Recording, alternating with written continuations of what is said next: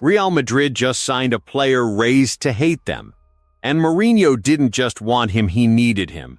Because without this guy, their entire system had a hole that every elite team in Europe already knew how to exploit. Here's why. The reason goes back to one Champions League night that most people already forgot about, but Mourinho definitely didn't. But before we get to that, there's one detail most people completely missed. And once you see it, this transfer starts to look very different. Marc Cucurella grew up at La Masia, Barcelona's academy, the place that turned out Messi, Xavi, Iniesta, Busquets, the place that doesn't just teach football, it teaches an identity, a loyalty that's supposed to run deeper than any transfer fee. And he just signed for Real Madrid. Players move clubs all the time. That's football. But a La Masia graduate choosing the Bernabeu? That's not supposed to happen. And yet, here we are. Now let's talk about how fast this actually went down. Because the speed of this deal is almost as wild as the deal itself. The World Cup is running. Everyone's watching games. And then out of nowhere, Fabrizio Romano drops a "here we go." Marc Cucurella, Real Madrid. Done, no weeks of build-up. No leaks building for months, just a bomb dropped in the middle of a tournament. And the worst part, if you're Atletico Madrid, you were probably already celebrating. Because Atletico were close, like genuinely close. Barcelona were circling too. Then Real Madrid walked in, moved fast and paid around 55 million euros. Gone in 24 hours. Now here's what everyone's debating: is 55 million too much for a 27-year-old left back? And this is where it gets interesting, because that number isn't actually the problem. The real problem comes later, and we'll get there. But first, why did Mourinho want this specific player so badly? Here's something most people gloss over when they talk about Real Madrid last season. They conceded 35 goals in La Liga. Doesn't sound like a crisis, but the where and the how, that's the real story. Madrid's left side was leaking, predictably, repeatedly, in the biggest matches. Push the left back too high, space opens behind. Winger stays forward, midfielder covers too much ground. Center back steps across the middle, opens. Lose the ball, that entire flank unravels in 2 or 3 passes. Every elite team in Europe had figured this out. And they kept running the same play because it kept working. Mourinho watched all of it. And he didn't just see a position that needed upgrading. He saw a structural problem that needed a very specific type of player to fix it. Not the flashiest left back, not the most attacking, the right one. And this is the part of the story most people completely missed. Chelsea versus Barcelona, Champions League. Chelsea won 3-0. Cucurella was named player of the match. He didn't score. He didn't assist. No viral last-ditch tackle. The reason he won player of the match was positioning, anticipation, body shape, timing. His assignment that night was Lamine Yamal, 17 years old, arguably the most dangerous young winger on the planet. The player Barcelona's entire attack is built around.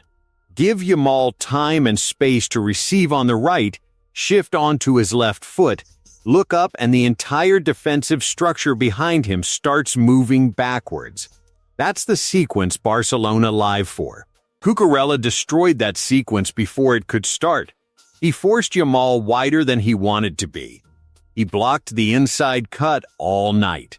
And the moment a pass traveled toward Barcelona's right side, Cucurella was already moving. Not reacting. Moving. Trying to kill the action at its source before the touch, before the turn.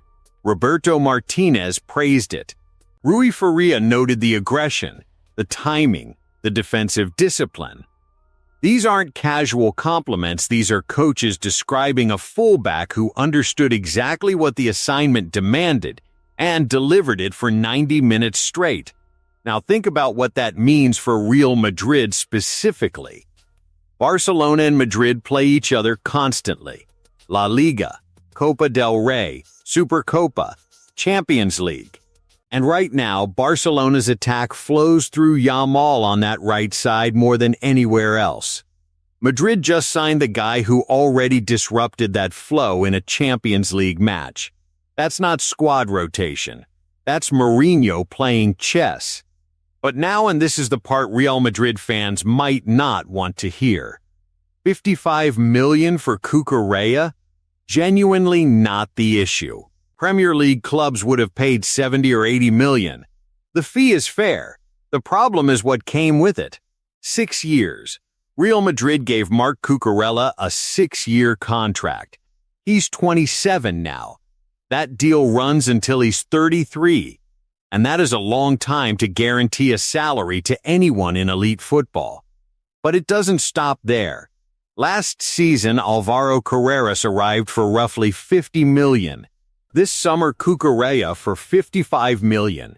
That's around 115 million euros spent at left back in 2 seasons. And Ferland Mendy is still there, earning around 13 million a year on a contract until 2028.